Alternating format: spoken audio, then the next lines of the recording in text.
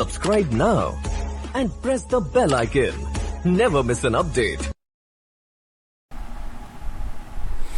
Hi students, இந்த வீடியோவில் நாம CBSE Class 9 Scienceல Chapter 9 அதில் செகண்ட் பார்ட் வீடியோ தான் பார்க்க போகிறோம்.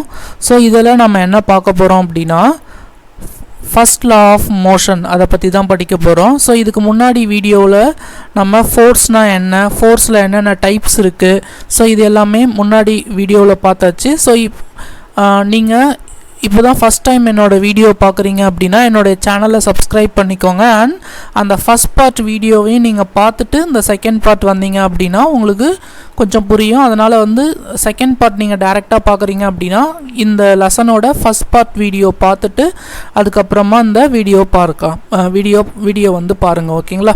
ஸோ ஃபஸ்ட்டு பாருங்கள், இதில் நம்ம என்ன பார்க்க போகிறோம் அப்படின்னா ஃபர்ஸ்ட் லா ஆஃப் மோஷன் பற்றி தான் படிக்க போகிறோம். ஸோ இந்த நியூட்டனோடைய 3 laws ஆஃப் மோஷன் இருக்குது. First law of motion, second law of motion, third law of motion அப்படின்ட்டு 3 laws இருக்குது.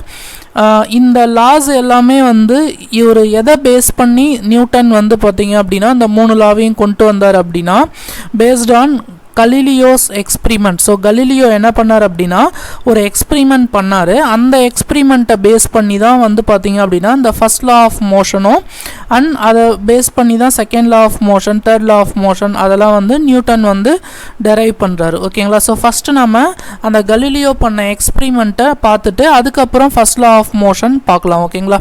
ஸோ ஃபஸ்ட்டு நம்ம கலீலியோ எக்ஸ்பிரிமெண்ட், கலீலியோ என்ன பண்ணார் அப்படின்ட்டு பார்த்துடலாம்.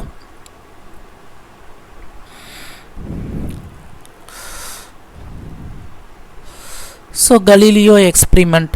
ஸோ கலீலியோ என்ன பண்ணார் அப்படின்னா இந்த மாதிரி ஒரு ஸ்லோப்பான இடத்துலேருந்து என்ன பண்ணுறாரு அப்படின்னா ஒரு பாலை ரிலீஸ் பண்ணுறாரு. ஸோ அந்த பால் கீழே மறுபடியும் என்ன ஆகுது அப்படின்னா ஆப்போசிட்டில் இதே மாதிரி ஒரு இதே மாதிரி ஒரு ஸ்லோப் இருக்குது. ஓகேங்களா? ஸோ ஃபஸ்ட்டு என்ன இந்த எக்ஸ்பிரிமெண்ட் நான் ஸ்டெப் பை ஸ்டெப்பாக எக்ஸ்பிளைன் பண்ணுறேன்.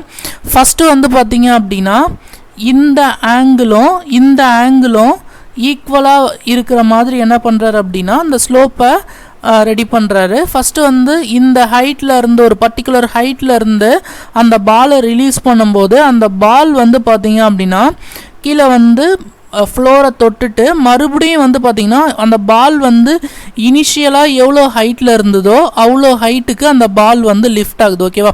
அதாவது அந்த ஸ்டேட், அது இனிஷியலாக எந்த ஸ்டேட்டில் இருக்கோ அந்த ஸ்டேட்டுக்கு வர்றதுக்கு அந்த பால் ட்ரை பண்ணுது. ஸோ இனிஷியலாக இவ்வளோ ஹைட்டில் இருந்துச்சுன்னா அந்த ஸ்லோப் கீழே ஃப்ளோரில் மறுபடியும் லிஃப்ட் ஆகி அவ்வளோ ஹைட்டுக்கு அந்த பால் போகுது. ஓகேவா? ஸோ நெக்ஸ்ட்டு என்ன பண்ணுறாரு அப்படின்னா அந்த பால் மேலே போகுது இல்லையா, அந்த ஸ்லோப்பை லைட்டாக என்ன பண்ணுறாரு அப்படின்னா குறைக்கிறாரு. ஓகேவா? அந்த ஸ்லோப்பை லைட்டாக குறைக்கும் போது இப்போ என்ன பண்ணுறாரு அப்படின்னா அதே ஹைட்டில் இருந்து கலீலியோ என்ன பண்ணுறாரு அப்படின்னா அந்த பாலை ரிலீஸ் பண்ணுறாரு. ஸோ அந்த பால் மறுபடியும் ஃப்ளோரை தொட்டுட்டு மறுபடியும் அந்த பால் என்ன பண்ணுது அப்படின்னா சேம் ஹைட்டுக்கு போகுது. ஓகேவா? ஸோ இனிஷியலாக அந்த பால் எவ்வளோ ஹைட்டில் இருக்கோ ஸோ அவ்வளோ ஹைட் வர வரைக்கும் அந்த பால் என்ன ஆகுது அப்படின்னா இந்த அப்வர்ட் மோஷனில் போகுது. ஓகேவா? ஆனால் இந்த ஃபஸ்ட் கண்டிஷனை கம்பேர் பண்ணும்போது இந்த செகண்ட் கண்டிஷனில் பால் ட்ராவல் பண்ண டிஸ்டன்ஸ் அதிகம். ஏன்னா ஸ்லோப் அதிகமாக இருக்குது. ஸோ ஃபஸ்ட் இதில் ஸ்லோப் அதிகமாக இருந்தது, ரெண்டாவது இதில் ஸ்லோப் கம்மியாக இருக்குது. ஸோ ஸ்லோப் கம்மியான இதில் அந்த பால் இனிஷியலாக எவ்வளோ ஹைட்டில் இருந்துச்சோ அந்த ஹைட்டுக்கு போனோம் அப்படின்னா அந்த பால் பார்த்தீங்கன்னா அந்த பால் நிறைய டிஸ்டன்ஸ் ட்ராவல் பண்ணாதான், அதாவது ஃபஸ்ட்டு ட்ராவல் பண்ண டிஸ்டன்ஸோட கொஞ்சம் டிஸ்டன்ஸ் எக்ஸஸாக ட்ராவல் பண்ணால் மட்டும்தான் அந்த ஹைட்டை அட்டைன் பண்ண முடியும். ஸோ மறுபடியும் என்ன பண்ணுறாரு அப்படின்னா கலீலியோ அந்த ஸ்லோப்பை இன்னும் கொஞ்சம் குறைக்கிறாரு. ஸோ ஓகேவா? ஸோ குறைச்சிட்டு மறுபடியும் என்ன பண்ணுறாரு அப்படின்னா அந்த பாலை இந்த மாதிரி ரிலீஸ் பண்ணுறாரு. ஸோ அந்த பால் ஃப்ளோரை தொட்டுட்டு மறுபடியும் என்ன ஆகுது அப்படின்னா இனிஷியலாக எவ்வளோ ஹைட்டில் இருந்ததோ அவ்வளோ ஹைட்டுக்கு அந்த பால் போகுது. ஓகேவா? ஸோ ஃபஸ்ட் கண்டிஷனை கம்பேர் பண்ணும்போது செகண்ட் கண்டிஷனில் அந்த பால் ட்ராவல் பண்ண டிஸ்டன்ஸ் அதிகம். தேர்ட் கண்டிஷனில் பார்த்தீங்கன்னா செகண்ட் கண்டிஷனை விட பால் ட்ராவல் பண்ண டிஸ்டன்ஸ் அதிகம். இப்போ அடுத்தது ஃபைனலாக அவர் என்ன பண்ணுறாரு அப்படின்னா இந்த ஆப்போசிட்டில் அந்த ஸ்லோப்பே இல்லாமல் என்ன பண்ணுறாரு அப்படின்னா அந்த பாலை ரிலீஸ் பண்ணுறாரு. ஸோ அந்த பால் வந்து பார்த்தீங்க அப்படின்னா கண்டினியூஸாக என்ன ஆகுது அப்படின்னா ஃப்ளோரில் மூவ் ஆகிட்டே போகுது. ஓகேவா? ஸோ இப்போ அந்த பால் வந்து என்ன பண்ணும் அப்படின்னா இனிஷியலாக எந்த ஹைட்டில் இருந்துச்சோ அந்த ஹைட் வர வரைக்கும் அது என்ன பண்ணும் அப்படின்னா இந்த ஹரிசாண்டலாக மூவ் ஆகிட்டே போகும். ஏன்னா ஃபஸ்ட்டு கேஸில் பால் வந்து எவ்வளோ ஹைட் இருந்துச்சோ அவ்வளோ ஹைட்டுக்கு போகுது, ஆனால் டிஸ்டன்ஸ் கம்மி. இதுலேயும் அவ்வளோ ஹைட்டுக்கு போகுது, டிஸ்டன்ஸ் கம்மி. இதுலேயும் அவ்வளோ ஹைட்டுக்கு போகுது, ஆனால் டிஸ்டன்ஸ் வந்து ஃபஸ்ட்டு 2 கேஸை கம்பேர் பண்ணும்போது இதில் டிஸ்டன்ஸ் ட்ராவல்டு அதிகம். செகண்ட் கேஸில் ஃபஸ்ட் கேஸை விட டிஸ்டன்ஸ் அதிகம். தேர்ட் கேஸில் செகண்ட் கேஸை விட டிஸ்டன்ஸ் அதிகம். ஸோ இதில் அந்த பால் வந்து இந்த ஹைட்டை அட்டைன் ஆகிற வரைக்கும் என்ன ஆகும் அப்படின்னா இந்த இதில் மூவ் ஆகிட்டே இருக்கும். ஓகேவா? ஸோ இது வந்து தியரட்டிக்கலாக வந்து பார்த்தீங்க அப்படின்னா இந்த பால் வந்து இந்த ஃப்ளோரில் மூவ் ஆகிட்டே இருக்கும். பட் ப்ராக்டிக்கலாக திங்க் பண்ணிங்க அப்படின்னா இந்த ஃப்ளோரில் வந்து சம் ஃப்ரிக்ஷன் இருக்கும். ஸோ அந்த ஃப்ரிக்ஷனால் இந்த பால் வந்து பார்த்தீங்க அப்படின்னா கொஞ்சம் தூரம் போயிட்டு ஸ்டாப் ஆகிடும். ஓகேவா? ஸோ இதுதான் வந்து பார்த்தீங்க அப்படின்னா கலீலியோவோட எக்ஸ்பிரிமெண்ட். ஸோ இது எல்லாமே சேர்ந்து இந்த ஒரே இமேஜில் இருக்குது. ஸோ ஃபஸ்ட்டு வந்து பார்த்தீங்க அப்படின்னா ஸ்லோப் வந்து சேம் ஸ்லோப்பாக இருக்கும்போது டிஸ்டன்ஸ் ட்ராவல்டு கம்மியாக இருக்குது. ஸ்லோப்பை குறைக்க அந்த பால் ட்ராவல் பண்ணுற டிஸ்டன்ஸ் வந்து இன்க்ரீஸ் ஆகுது. அப்போ அந்த பால் என்ன பண்ணுது அப்படின்னா இனிஷியலாக எந்த ஸ்டேட்டில் இருந்ததோ, அதாவது எந்த ஸ்டேட்னா எவ்வளோ ஹைட்டில் இருந்ததோ அந்த ஹைட்டை அட்டைன் பண்ணுறதுக்கு ட்ரை பண்ணுது. ஓகேவா? ஸோ இதை தான் வந்து பார்த்தீங்க அப்படின்னா கலீலியோ வந்து ஒரு எக்ஸ்பிரிமெண்ட் மூலயமா அந்த எக்ஸ்பிரிமெண்ட் மூலயமா அவர் ஜஸ்ட் செஞ்சு பார்க்குறாரு. ஓகேவா? ஸோ இதுதான் வந்து நியூட்டன் அவங்களுடைய லாவை இம்ப்ளிமெண்ட் பண்ணுறதுக்கு ரொம்ப ஹெல்ப்ஃபுல்லாக இருந்தது. ஓகேங்களா? ஸோ இது எல்லாமே வந்து நான் சொன்னது எல்லாமே இந்த பேராகிராஃபில் இருக்கும். ஸோ கலீலியோ பண்ண அந்த எக்ஸ்பிரிமெண்ட் எல்லாமே இதில் இருக்கும். இதில் இந்த லாஸ்ட்டாக வந்து பார்த்தீங்க அப்படின்னா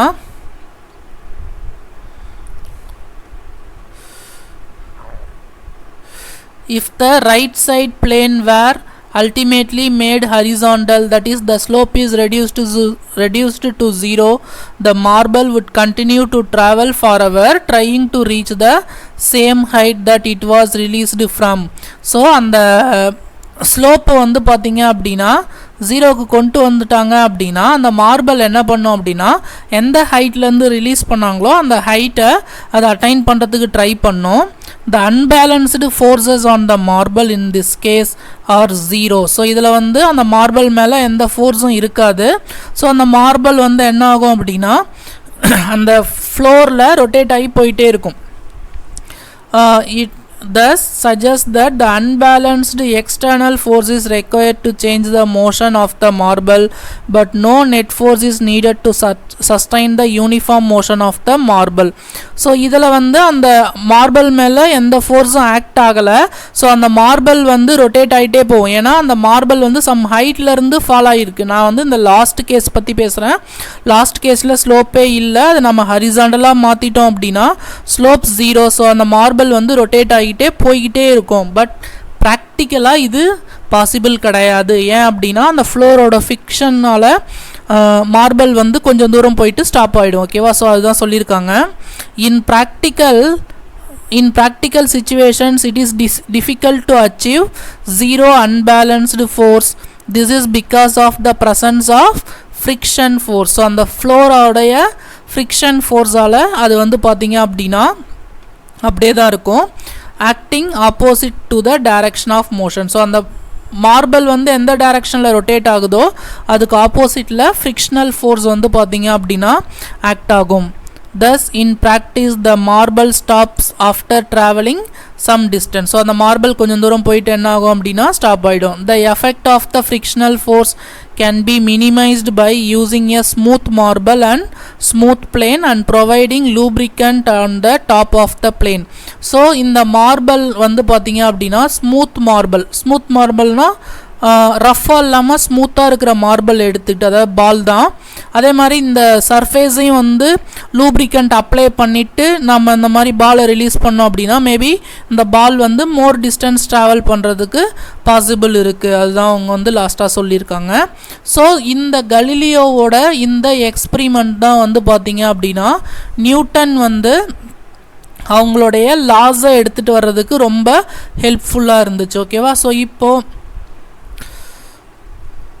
ஸோ அதுதான் அங்கே சொல்லியிருக்காங்க. Newton further studied Galileo's ideas on force and motion and presented 3 fundamental laws that govern the motion of the object. These 3 laws are known as Newton's law of motion. So இது வந்து ரொம்ப முக்கியமான loss இப்போ நாம் படிக்க போகிறது. So நான் ஒரு லாவையுமே வந்து நான் தனித்தனி வீடியோவாக போடுறேன். ஸோ உங்களுக்கு ரொம்ப ஈஸியாக புரிகிற மாதிரி நான் எக்ஸ்பிளைன் பண்ணுறேன். ஓகேவா?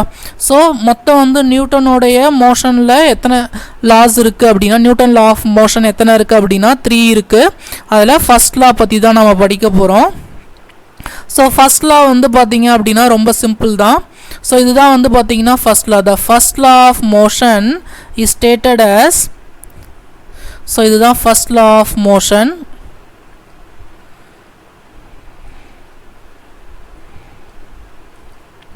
An object remains in a state of rest or of uniform motion in a straight line unless compelled to change that state by an applied force. In other words, all the object resist a change in their state of motion. So இதுதான் வந்து பார்த்தீங்க அப்படின்னா நியூட்டனுடைய first லா. So நான் இதை explain பண்ணுறேன். So இப்போ வந்து பார்த்தீங்க அப்படின்னா ஒரு டேபிள் இருக்குது.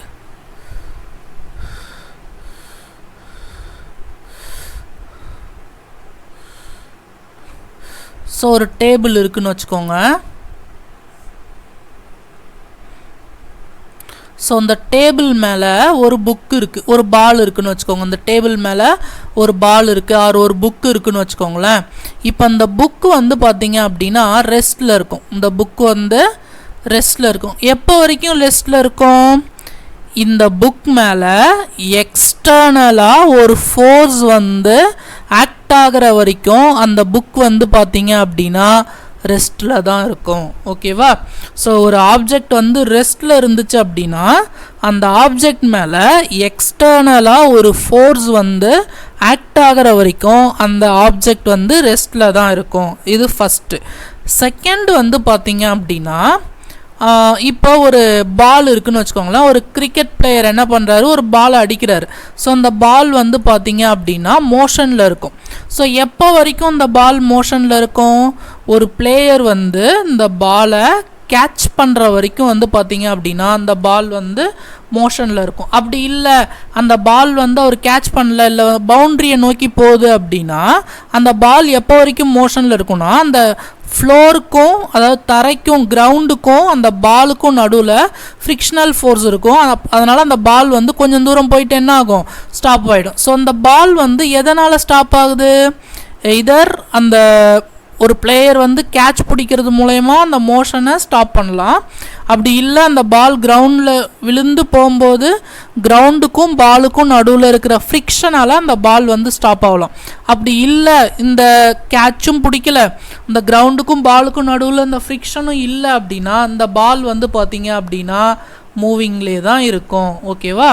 ஸோ அப்போ ஒரு ஆப்ஜெக்ட் வந்து ரெஸ்ட்டில் இருந்ததுன்னா ரெஸ்ட்லேயே தான் இருக்கும், மோஷனில் இருந்ததுன்னா மோஷன்லே தான் இருக்கும். எப்போ? Unless an external force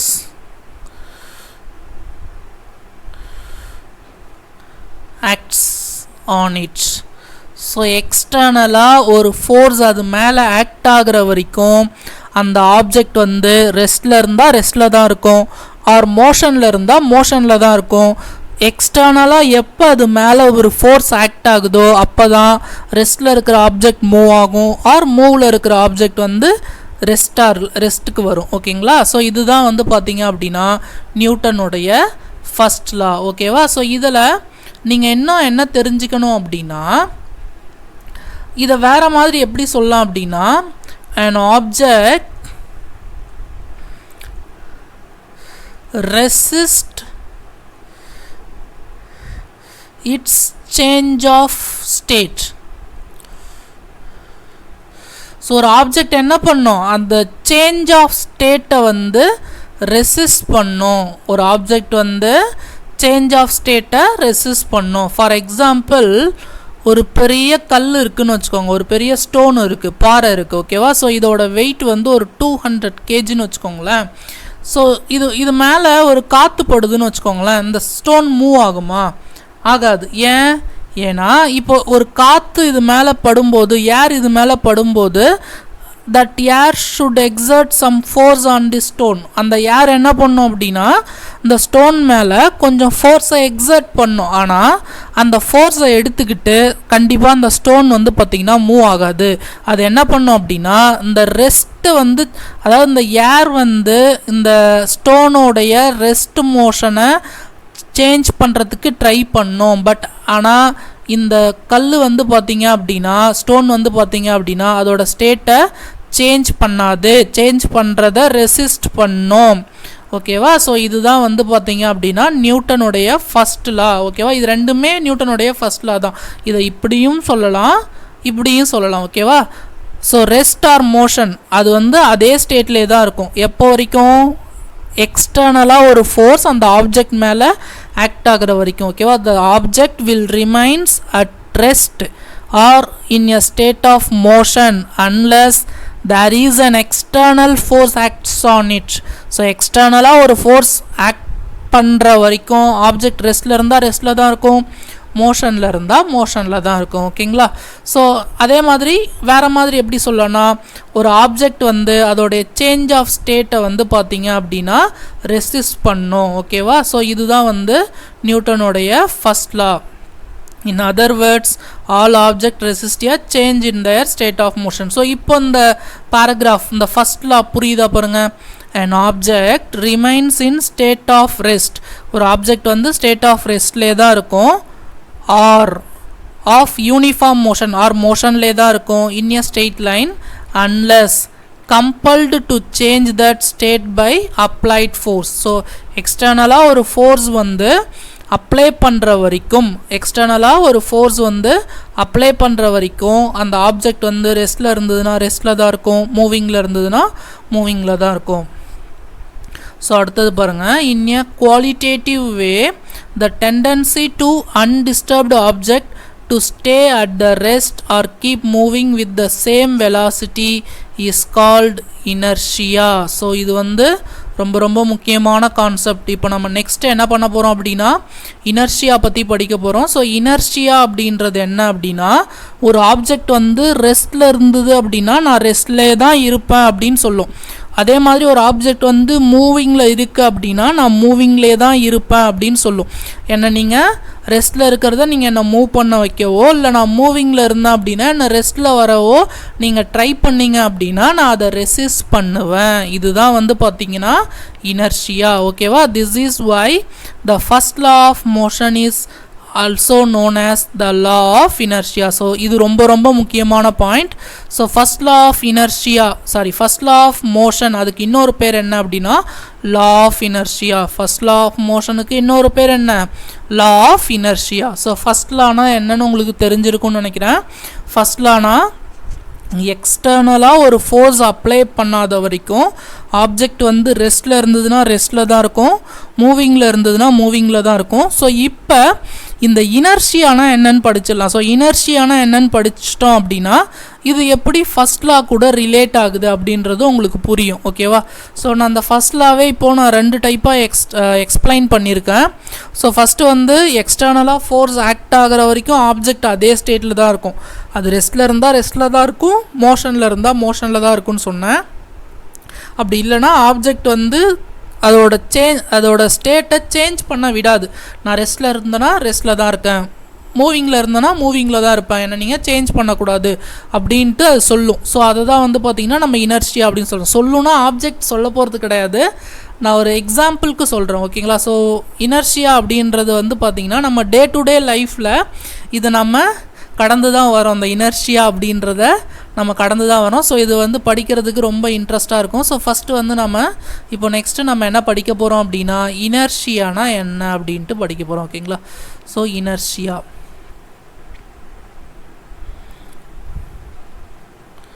so இனர்ஷியானா என்ன அப்படின்ட்டு டெஃபினேஷன் பார்த்துருங்க. Inertia is defined as the force which keep stationary object to stay still.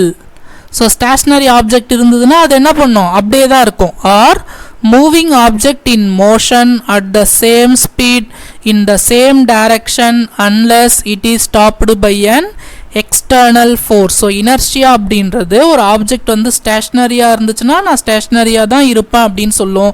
அதே மாதிரி மூவிங்கில் இருந்துச்சு அப்படின்னா நான் மூவிங்கில் தான் இருப்பேன் அப்படின்ட்டு சொல்லும். நீங்கள் அந்த ஸ்டேட்டை நீங்கள் மாற்றுறதுக்கு ட்ரை பண்ணிங்கன்னா அது என்ன பண்ணும் அப்படின்னா ரெசிஸ்ட் பண்ணும். அதுதான் நம்ம இனர்ஷியா அப்படின்னு சொல்கிறோம்.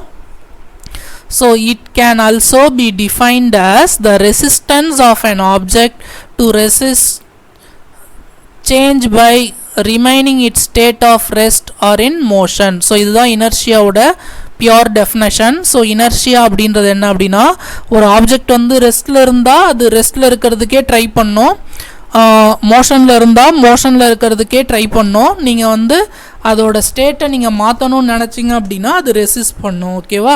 ஸோ டே டு டே லைஃப்பில் நம்ம இனர்ஷியாவை எங்கெங்கெல்லாம் இது பண்ணிட்டு வரோம் அப்படின்னு பாருங்கள். ஸோ இந்த எக்ஸ்பிரிமெண்ட் பாருங்கள். ஒரு கிளாஸ் இருக்குது, ஒரு கிளாஸ்க்கு மேலே ஒரு கார்டு வச்சுட்டு அது மேலே என்ன பண்ணுறாங்க அப்படின்னா ஒரு காயின் வைக்கிறாங்க. ஓகேவா? ஸோ ஒரு காயின் வைக்கிறாங்க. இப்போ நீங்கள் இந்த கார்டை நீங்கள் என்ன பண்ணுங்கள், இந்த மாதிரி சுண்டி விட்டீங்க அப்படின்னா டக்குன்னு என்ன ஆகும் அப்படின்னா காயின் வந்து இந்த அட்டை கூட போகுமா அப்படின்னு கேட்டால் கண்டிப்பாக கிடையாது. காயின் வந்து டக்குன்னு என்ன ஆகும் அப்படின்னா இந்த கிளாஸ் உள்ளே விழுந்துடும். ஏன் இந்த காயின் கிளாஸில் விழுது? ஸோ இந்த காயின் என்ன பண்ணுது அப்படின்னா ரெசிஸ்ட் த மோஷன். ஸோ அந்த மோஷனை ரெசிஸ்ட் பண்ணுது. நான் வந்து ஸ்டேஷ்னரியாக இருக்கேன், நான் ஸ்டேஷ்னரியாகவே இருந்துக்கிறேன் அப்படின்ட்டு அது என்ன பண்ணுது, அந்த கார்ட் கூட போகாது. அந்த காயினோட மாசால், நல்லா கவனிங்க, அந்த காயினோட மாசால் காயின் என்ன பண்ணும் அப்படின்னா கிளாஸ் உள்ளே விழுந்துடும். இது நீங்கள் வீட்டில் கூட ட்ரை பண்ணி பாருங்கள். இது வந்து பார்த்தீங்க அப்படின்னா இனர்ஷியா ஆஃப் ரெஸ்ட் அப்படின்னு சொல்லுவாங்க. ஸோ இதை என்ன சொல்லுவாங்க, இனர்ஷியா ஆஃப் ரெஸ்ட் அப்படின்னு சொல்லுவாங்க. So inertia of rest. இப்போ நீங்கள் காயினை நீங்கள் டாஸ் பண்ணுறீங்க அப்படின்னா ஸோ அந்த காயின் வந்து அந்த காயினை இந்த மாதிரி ஒரு கிளாஸ் மேலே ஒரு கார்டு வச்சு அது மேலே காயின் வச்சு நீங்கள் கார்டை மட்டும் லைட்டாக நீங்கள் ஃபோர்ஸ் பண்ணிங்க அப்படின்னா காயின் வந்து என்ன ஆகும் அப்படின்னா போகாமல் கீழே அந்த இது உள்ளே விழுந்துடும், கிளாஸ் உள்ளே விழுந்துடும். ஸோ அது என்ன ரீசன்னா காயின் வந்து ரெஸ்ட்டில் தானே இருக்குது, நம்ம அட்டையை தானே மூவ் பண்ணுறோம். காயின் என்ன பண்ணுது, நான் ரெஸ்ட்லேயே இருந்துக்கிறேன், நான் மூவ் பண்ண மாட்டேன் அப்படின்னு சொல்லி என்ன பண்ணுது, டம்ளர் உள்ள விழுது. ஸோ அதுதான் வந்து அது வந்து என்ன பண்ணுதுன்னா அந்த சேஞ்ச் ஆஃப் ஸ்டேட்டை ரெசிஸ்ட் பண்ணுது. நான் வந்து என்ன பண்ண மாட்டேன், நான் மாற்றிக்க மாட்டேன் அப்படின்ட்டு என்ன பண்ணுது, அந்த மாசால் அது வந்து உள்ளே விழுது. ஓகேவா? ஸோ இதுக்கு இன்னொரு பெஸ்ட் எக்ஸாம்பிள் நம்ம டே டு டே லைஃப்பில் நம்ம கடந்து வர்றது வந்து பார்த்திங்கன்னா கேரம் போர்டு. ஸோ கேரம் போர்டில் இந்த மாதிரி வந்து கண்டினியூஸாக நீங்கள் காயின் வச்சுட்டு நீங்கள் ஸ்ட்ரைக்கரால் ஃபாஸ்ட்டாக நீங்கள் ஒரு காயினை நீங்கள் அடிக்கிறீங்க அப்படின்னா இந்த காயின் மட்டும் வெளியில் மூவ் ஆகிடும். இப்போ இந்த ரிமைனிங் இருக்கிற காயின் எல்லாமே வந்து பார்த்தீங்க அப்படின்னா அப்படியே கீழே உட்காரும். பார்த்துருக்கீங்களா? இது வந்து கேரம் போர்டில் எல்லாருமே பார்த்துருப்பீங்க. ஸோ இதுக்கு என்ன ரீசன் அப்படின்னா இந்த அடியில் இருக்கிற காயினை மட்டும்தான் நம்ம மூவ் பண்ணுறோம். ஸோ இப்போ இந்த காயினோட மாஸ், இந்த காயினோடைய எடை நிறை என்ன பண்ணுது அப்படின்னா நான் என்ன பண்ணுறேன், இந்த இது ரெஸ்ட்டில் தானே இருக்குது, நான் ரெஸ்ட்டில் இருந்துக்கிறேன் அப்படின்ட்டு என்ன பண்ணுது, கீழே வருது. இது டே டு டே லைஃப்பில் எல்லாருமே நீங்கள் இது பண்ணியிருப்பீங்க. ஓகேங்களா? ஸோ இதுவும் வந்து பார்த்தீங்க அப்படின்னா இனர்ஷியா ஆஃப் ரெஸ்ட் தான். ஸோ நிறைய இது வந்து பார்த்திங்க அப்படின்னா நம்ம இனர்ஷியா பற்றி நம்ம டே டு டே லைஃப்பில் கடந்து வந்துட்டு தான் இருக்கோம். ஸோ எல்லாத்தையுமே நான் இப்போ உங்களுக்கு எக்ஸ்பிளைன் பண்ணுறேன் கிளியராக. ஸோ இப்போது இங்கே பாருங்கள், ஒரு ஸ்லோப் இருக்குது, அந்த ஸ்லோப் மேலே ஒரு வண்டி இருக்குது. ஓகேங்களா? ஒரு ஸ்லோப் இருக்குது, அந்த ஸ்லோப் மேலே வண்டி இருக்குது, அது மேலே ஒரு பிளாக் இருக்குது. நல்லா கவனிங்க. இப்போ நான் என்ன பண்ணுறேன், இந்த வண்டியை இப்படி தள்ளி விட்ட போகிறேன். ஓகேவா? அந்த வண்டியை நான் தள்ளி விடுறேன் அப்படின்னா நல்லா கவனிங்க, இந்த காரும் இந்த வண்டியும் மூவிங்கில் இருக்கும். இந்த பிளாக்கும் மூவிங்கில் இருக்கும். கரெக்டாக? ஏன்னா அந்த பிளாக் எதில் இருக்குது? உள்ளே தானே இருக்குது. அந்த பிளாக் உள்ளே தான் இருக்குது. அப்போ அந்த வண்டியும் மூவிங்கில் இருக்கும், பிளாக்கும் மூவிங்கில் இருக்கும். இப்போ என்ன ஆகுது அப்படின்னா, இந்த வண்டி இங்கே நேராக வந்து இந்த கட்டையில் மோதுது. ஓகேவா? இந்த ரெஸ்ட்ரிக்ஷனில், இந்த பேரியரில் அந்த வண்டி வந்து மோதும்போது வண்டி தான் ரெஸ்ட்டுக்கு வரும். இந்த பிளாக் என்ன பண்ணும் அப்படின்னா சரிஞ்சு கீழே விழும். ஏன் கீழே விழுது? ஏன்னா இந்த பிளாக்கோடைய மாஸ் என்ன பண்ணுது அப்படின்னா மூவிங்கில் தானே இருக்குது. நான் மூவிங்லே தான் இருப்பேன். என்ன மூவிங்கில் நீங்கள் என்ன பண்ணக்கூடாது, அந்த மூவிங் மோஷனை அது வந்து ரீடைன் பண்ணுறதுக்கு ட்ரை பண்ணுது. நான் ரெஸ்ட்டுக்கு வரமாட்டேன், நான் மூவிங்லே தான் வருவேன் அப்படின்றதுக்கு ட்ரை பண்ணுது. ஓகேவா? ஸோ இதுக்கு இன்னொரு பெஸ்ட் எக்ஸாம்பிள் நான் சொல்கிறேன். ஸோ இந்த வடிவேல் சார் காமெடி வந்து நீங்கள் எல்லாருமே பார்த்துருப்பீங்க. ஓகேவா? ஸோ வடிவேல் சார் என்ன பண்ணுவார் அப்படின்னா, ஒரு பஸ்ஸில் கம்பியே பிடிக்காமல் நின்றுட்டு போவாங்க. பஸ் வந்து ஃபாஸ்ட்டாக போகும். ஸோ பஸ்ஸு ஃபாஸ்ட்டாக போகும்போது நல்லா கவனிங்க, பஸ்ஸும் மூவிங்கில் இருக்குது, வடிவேல் சாரும் மூவிங்கில் தான் இருக்கார். இப்போது சடனாக வந்து பஸ் டிரைவர் பிரேக் அடிக்கும்போது பஸ் என்ன பண்ணுது? ரெஸ்ட்டுக்கு வருது. பஸ் வந்து ரெஸ்ட்டுக்கு வருது. பட் வடிவேல் சார் என்ன பண்ணுவார்? சடனாக போயிட்டு கிளாஸில் மோதி கீழே விழுந்துருவார். ஸோ அப்போ வடிவேல் சாரோட பாடி என்ன பண்ணுது? மூவிங்லே இருக்கிறதுக்கு ட்ரை பண்ணுது. அப்போ ஒரு ஆப்ஜெக்ட் ரெஸ்ட்டில் இருந்தது அப்படின்னா நீங்கள் டிஸ்டர்ப் பண்ணீங்க அப்படின்னா அது ரெஸ்ட்லேயே தான் இருக்கிறதுக்கு ட்ரை பண்ணோம். அதே மாதிரி ஒரு ஆப்ஜெக்ட் மூவிங்கில் இருக்குது அப்படின்னா நீங்கள் டிஸ்டர்ப் பண்ணீங்க அப்படின்னா அந்த ஆப்ஜெக்ட் வந்து மூவிங்லே தான் இருக்கிறதுக்கு ட்ரை பண்ணும். ஓகேங்களா? ஸோ இப்போ ஓடிக்கிட்டே இருக்கும், அதாவது ரன்னிங்கில் இருக்கிற பஸ்ஸில் சடனாக பிரேக் அடிக்கும்போது நம்ம முன்னாடி போகிறோம். ஏன் முன்னாடி போகிறோம்? பஸ்ஸு தான் வந்து பார்த்திங்கன்னா பிரேக் அப்ளை பண்ணி ஸ்டாப் பண்ணுறாங்க. பஸ்ஸோ காரோ பிரேக் அப்ளை பண்ணி ஸ்டாப் பண்ணுறாங்க. ஆனால் நம்ம பாடி வந்து பார்த்திங்கன்னா கார் கூட மூவிங்கில் இருக்கும், பஸ் கூட மூவிங்கில் இருக்கும். நீங்கள் சடனாக நீங்கள் ஸ்டாப் பண்ணணும்னு நினைக்கிறீங்க, காரையோ இல்லை பஸ்ஸையோ நீங்கள் ஸ்டாப் பண்ணணும்னு நினைக்கிறீங்கன்னா கண்டிப்பாக டக்குன்னு நம்ம பாடி வந்து ரெஸ்ட்டுக்கு வராது. நம்ம பாடி வந்து மூவிங்லே தான் இருக்கும். அதனால் சடனாக பிரேக் பண்ணும்போது நம்ம என்ன பண்ணுவோம்? முன்னாடி போயிடுவோம். அதனால தான் சடனாக நீங்கள் பிரேக் அடிச்சிங்க அப்படின்னா முன்னாடி போய் நம்ம என்ன பண்ணுறது? இடிச்சிக்கிறோம். ஓகேங்களா? ஸோ இதில் இன்னொரு விஷயம், ஒரு நிற்கிற காரோ இல்லை பஸ்ஸோ இருக்குதுன்னு வச்சுக்கோங்களேன். இப்போது ஒரு காரோ இல்லை ஒரு பஸ்ஸோ இருக்குது. ஓகேவா? இப்போ ஒரு காரோ இல்லை ஒரு பஸ்ஸோ இருக்குது. இது இப்போ வந்து சடனாக வந்து பார்த்தீங்க அப்படின்னா ரெஸ்ட்டில் இருக்குது. இப்போ நீங்கள் சடனாக நீங்கள் இந்த காரை நீங்கள் மூவ் பண்ணீங்க அப்படின்னா நீங்கள் என்ன பண்ணுவீங்க அப்படின்னா பின்னாடி நோக்கி நம்மளை இழுத்து விட்டுரும். பார்த்துருக்கீங்களா? ஸோ சடனாக நீங்கள் அது சடனாக அந்த கார் மூவ் ஆகுது அப்படின்னா அது உள்ளே இருக்கிற பேசஞ்சர்ஸ் வந்து பார்த்தீங்க அப்படின்னா பின்னாடி இழுத்து விடும். ஸோ இதுக்கு என்ன ரீசன் அப்படின்னா, இனிஷியலாக காரும் ரெஸ்ட்டில் இருக்குது, உள்ளே இருக்கிற மேனும் ரெஸ்ட்டில் இருக்காங்க. நீங்கள் சடனாக நீங்கள் காரை மூவ் பண்ணீங்க அப்படின்னா மேன் வந்து ரெஸ்ட்லேயே இருக்கிறதுக்கு ட்ரை பண்ணுவாங்க. அப்போ மேன் இங்கே இருக்கார், கார் லைட்டாக மூவ் ஆகுதுன்னா மேனோட பாடி வந்து இதே பொசிஷனில் இருக்கிறதுக்கு ட்ரை பண்ணும். பட் கார் மூவ் ஆகிடும். அதனால தான் நம்ம டக்குன்னு என்ன பண்ணுது? பின்னாடி இழுத்து விடுது. ஓகேவா? ஸோ இதுவும் வந்து பார்த்திங்கன்னா இனர்ஷியா ஆஃப் ரெஸ்ட் தான். ஓகேங்களா? ஸோ இன்னும் ஒரு 2-3 எக்ஸாம்பிள் இருக்குது, நான் அதை சொல்கிறேன். ஸோ இதுதான் வந்து பார்த்தீங்க அப்படின்னா இனர்ஷியா ஆஃப் மோஷனுக்கு எக்ஸாம்பிள். இப்போ வந்து பார்த்தீங்க அப்படின்னா ஒரு வண்டியில் ஒருத்தர் நின்றுட்டு வராரு, அவரும் மூவிங்கில் தான் இருக்கார், அந்த வண்டியும் மூவிங்கில் தான் இருக்குது. இப்போ சடனாக வண்டி மட்டும் ரெஸ்ட்டுக்கு வருது அப்படின்னா அவர் வந்து மூவிங்லே தான் இருக்கிறதுக்கு அவருடைய பாடி ட்ரை பண்ணோம். அவருடைய பாடியோட மாஸ் வந்து மூவிங்லே தான் இருக்கிறதுக்கு ட்ரை பண்ணோம். அதனால தான் வண்டி நின்றுச்சு. அவர் போயிட்டு என்ன பண்ணுறாரு? கீழே விழுந்துடுறாரு. ஓகேவா? ஸோ இது வந்து இனர்ஷியா ஆஃப் மோஷனுக்கு ஒரு எக்ஸாம்பிள். ஓகேவா? ஸோ நெக்ஸ்ட் வந்து பாருங்கள், இனர்ஷியா ஆஃப் டைரக்ஷன். இப்போ ஒரு கார் வந்து ஸ்ட்ரெயிட்டாக போயிட்டுருக்குன்னு வச்சுக்கோங்களேன். ஒரு கார் வந்து ஸ்ட்ரெயிட்டாக போயிட்டுருக்கு. இப்போ சடனாக என்ன பண்ணுது அப்படின்னா அந்த காரோடைய டைரக்ஷன் சேஞ்ச் ஆகுது. அந்த கார் வளையுது அப்படின்னா அதில் இருக்கிற பேசஞ்சர்ஸ் என்ன பண்ணுவாங்க அப்படின்னா இந்த டைரக்ஷனில் இழுத்து விடும். பார்த்துருக்கீங்களா? ஸோ இப்படி நேராக போகுது அப்படின்னா கார் வந்து வளையும் போது எந்த டைரெக்ஷனில் வளையுதோ அதுக்கு ஆப்போசிட் டைரெக்ஷனில் நம்மளை இழுத்து விட்டுரும். இது வந்து நீங்கள் காரில் போகும்போதோ இல்லை பஸ்ஸில் போகும்போதோ வேகமாக அந்த டேர்னிங்கில் திரும்பும்போது நீங்கள் பார்த்தீங்கன்னா தெரியும். ஸோ இதுவும் வந்து பார்த்திங்கன்னா டியூ டு இனர்ஷியான்றது எதனால் வருது அப்படின்னா அந்த ஆப்ஜெக்டோட மாஸ் தான் மெயின் ரீசன். இனர்ஷியான்றது அந்த பாடியோடைய ஆப்ஜெக்டோடைய வெயிட்டால் தான் வந்து இனர்ஷியா மெயின் ரீசன். ஓகேங்களா. ஸோ நெக்ஸ்ட் வந்து பாருங்கள், இந்த மாதிரி ஒரு மரத்தை நீங்கள் ஷேக் பண்ணும்போது என்ன ஆகும் அப்படின்னா அதில் இருக்கிற ஃப்ரூட்ஸு இல்லை லீவ்ஸு எல்லாமே வந்து கீழே விழும். பார்த்துருக்கீங்களா? மரத்தை நீங்கள் ஷேக் பண்ணும்போது ஃப்ரூட்ஸ் லீவ்ஸ் எல்லாமே வந்து கீழே விழுது. எதனால் கீழே விழுதுன்னா, நல்லா கவனிங்க, நீங்கள் மரத்தை தான் நீங்கள் என்ன பண்ணுறீங்கன்னா ஷேக் பண்ணுறீங்க. அதில் இருக்கிற லீவ்ஸும் ஃப்ரூட்ஸும் அதோட வெயிட்டால் அதே பொசிஷனில் இருக்கிறதுக்கு ட்ரை பண்ணும். நல்லா கவனிங்க, மரத்தை தான் நீங்கள் ஷேக் பண்ணுறீங்க, ஃப்ரூட் வந்து ரெஸ்ட்லே தான் இருக்கிறதுக்கு ட்ரை பண்ணும், லீவ்ஸ் வந்து ரெஸ்ட்லே தான் இருக்கிறதுக்கு ட்ரை பண்ணும். பட் நீங்கள் ஷேக் பண்ணிங்க அப்படின்னா மரம் மட்டும் மூவ் ஆகும், ஃப்ரூட்ஸும் லீவ்ஸும் ரெஸ்ட்லே இருக்கிறதுக்கு ட்ரை பண்ணும். அந்த மூமெண்ட்டால் என்ன ஆகுது அப்படின்னா அந்த பிரான்ச்சஸ் உடஞ்சி டக்குன்னு என்ன ஆகுது, கீழே விழுது. ஓகேவா. ஸோ இதுதான் மெயின் ரீசன். ஸோ அதுக்கு மெயின் ரீசன் என்ன அப்படின்னா இனர்ஷியா. ஸோ நெக்ஸ்ட் வந்து பார்த்தீங்க அப்படின்னா dusting of a carpet. So இது இமேஜ் லோட் ஆகலை. ஸோ நான் ஒரு பெஸ்ட் எக்ஸாம்பிள் சொல்கிறேன். இப்போ ஒரு கார்பெட் ஃபுல்லாக வந்து பார்த்தீங்க அப்படின்னா டஸ்ட் இருக்குதுன்னு வச்சுக்கோங்களேன். ஒரு கார்பெட் ஃபுல்லாக டஸ்ட் இருக்குது. கார்பெட்னா என்னன்னு தெரியல, ஏதோ ஒரு துண்டு அந்த மாதிரி ஏதோ ஒரு பெட்ஷீட் அந்த மாதிரி ஏதோ ஒன்று ஞாபகம் வச்சுக்கோங்க. இப்போ அது ஃபுல்லாக வந்து பார்த்தீங்க அப்படின்னா டஸ்ட் இருக்குதுன்னு வச்சுக்கோங்க, பவுடர் டஸ்ட் இருக்குது.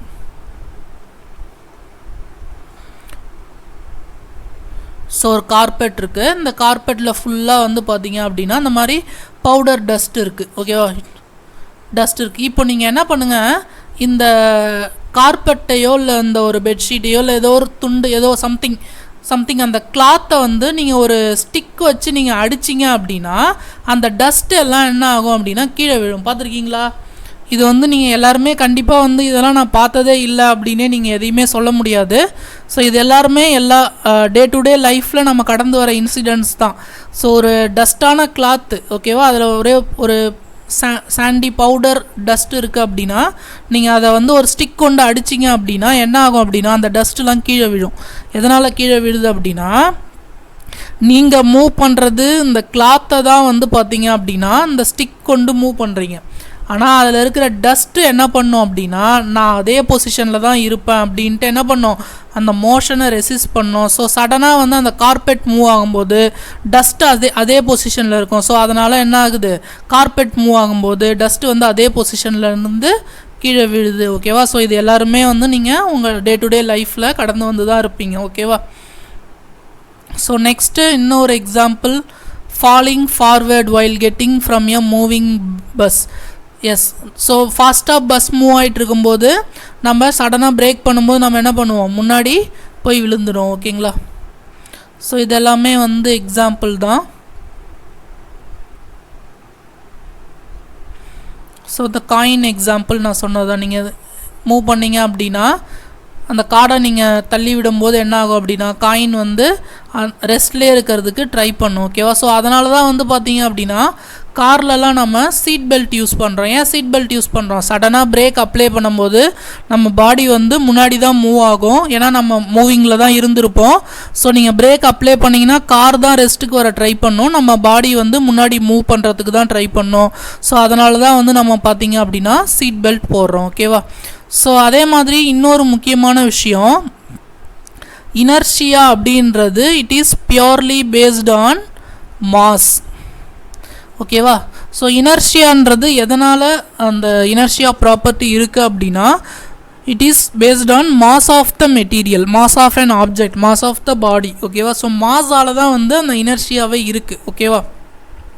ஸோ இப்போ ஒன்றும் இல்லை, ஒரு பெரிய பாறை இருக்குதுன்னு வச்சுக்கோங்களேன், அந்த பாறையை நீங்கள் தள்ளி மூவ் பண்ணணுன்னு நினச்சிங்க அப்படின்னா உங்களால் என்ன பண்ண முடியாது, நீங்கள் எக்ஸ்ட்ரீம் ஃபோர்ஸ் கொடுத்தா தான் உங்களால் என்ன பண்ண முடியும் அப்படின்னா அந்த பாறையை மூவ் பண்ண முடியும். ஓகேங்களா.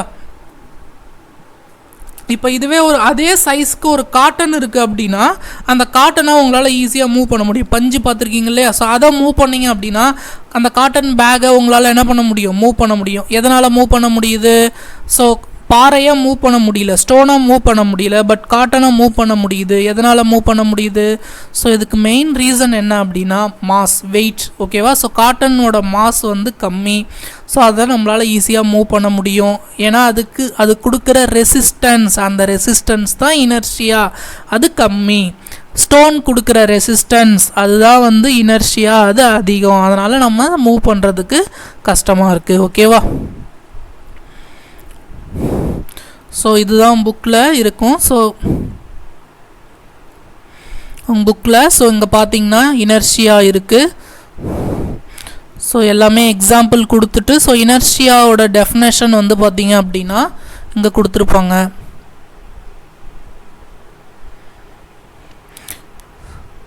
So inertia is natural tendency of an object to resist the change of its motion or rest. So ரெஸ்ட்டில் இருந்தாலோ இல்லை மோஷனில் இருந்தாலோ நான் இப்படியே தான் இருப்பேன். என்னை வந்து நீங்கள் என்னுடைய ஸ்டேட் ஆஃப் ரெஸ்ட்டையோ இல்லை ஸ்டேட் ஆஃப் மோஷனையோ என்னால் நீங்கள் என்ன பண்ணக்கூடாது, டிஸ்டர்ப் பண்ணக்கூடாது. அப்படி நீங்கள் பண்ணிங்கன்னா நான் ரெசிஸ்ட் பண்ணுவேன் அப்படின்னு ஒரு ஆப்ஜெக்ட் சொல்லுது. அதுதான் நம்ம என்ன சொல்கிறோம் அப்படின்னா இனர்ஷியா அப்படின்னு சொல்கிறோம். ஸோ இனர்ஷியா வந்து எதனால் அப்படின்னா the mass of an object is measure of an inertia. So ஒரு ஆப்ஜெக்ட் வந்து மாஸ் எடை கம்மியாக இருந்துச்சு அப்படின்னா அதுக்கு இனர்ஷியா கம்மியாக இருக்கும். வெயிட் அதிகமாக இருக்குது அப்படின்னா, வெயிட்டுன்னு சொல்லக்கூடாது, மாஸ் வந்து அதிகமாக இருக்குது அப்படின்னா இனர்ஷியா அதிகமாக இருக்குது. ஸோ அதுதான் இங்கே கொடுத்துருப்பாங்க, நீங்கள் பார்த்தீங்கன்னா தெரியும். Heavier or more massive object offer larger inertia. ஓகேவா? ஸோ ஹெவியர் ஆப்ஜெக்ட் இருந்துச்சு அப்படின்னா அதுக்கு இனர்ஷியா அதிகமாக இருக்கும். ஓகேவா? So inertia of an object is measured by its mass. So மாஸை பொறுத்து தான் நம்ம என்ன பண்ணுவோம், இனர்ஷியாவை டிட்டர்மைன் பண்ணுவோம். ஓகேவா? ஸோ இதிலிருந்து தான் வந்து பார்த்தீங்க அப்படின்னா நியூட்டனுடைய ஃபர்ஸ்ட் லா வந்தது. ஓகேவா?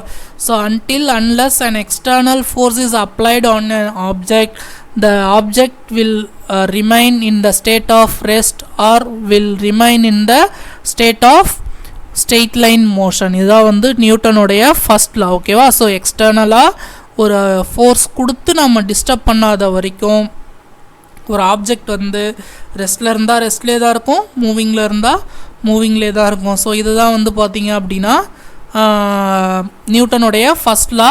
ஸோ இது வந்து எதை பேஸ் பண்ணி அவர் எடுத்துகிட்டு வர்றார் அப்படின்னா இனர்ஷியாவை பேஸ் பண்ணி எடுத்துகிட்டு வர்றார். ஸோ இனர்ஷியா அப்படின்றது என்ன அப்படின்னா ஒரு ஆப்ஜெக்டோடைய வெயிட் வந்து ரெஸ்ட்டில் இருந்தால் நான் ரெஸ்ட்டில் இருக்கிறதுக்கே ட்ரை பண்ணணும், மோஷனில் இருந்தால் மோஷனில் இருக்கிறதுக்கே ட்ரை பண்ணணும். நீங்கள் அதை ஸ்டாப் பண்ணணும், அந்த மோஷனை சேஞ்ச் பண்ணணும்னு நினச்சிங்கன்னா அது ரெசிஸ்ட் பண்ணணும். ஸோ இதுதான் வந்து பார்த்தீங்க அப்படின்னா இதோடைய மெயின் எக்ஸாம்பிள்ஸ். ஓகேவா? இனர்ஷியாவுக்கு எக்ஸாம்பிள்ஸ். ஓகேவா?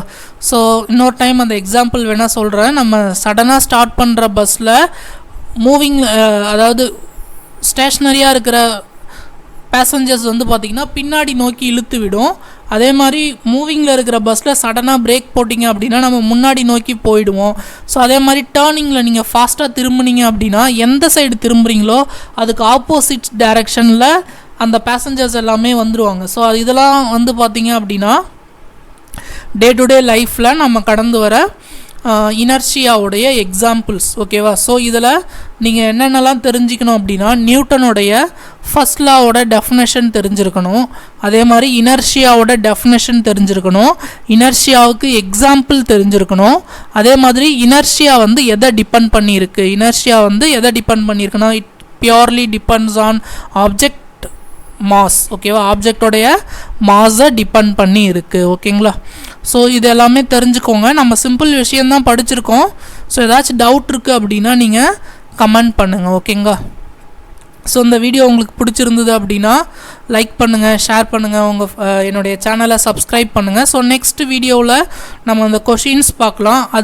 அடுத்தடுத்த வீடியோஸில் second law of motion, third law of motion, so இதெல்லாம் நம்ம படிக்கலாம். ஓகேங்களா? Okay, thank you students.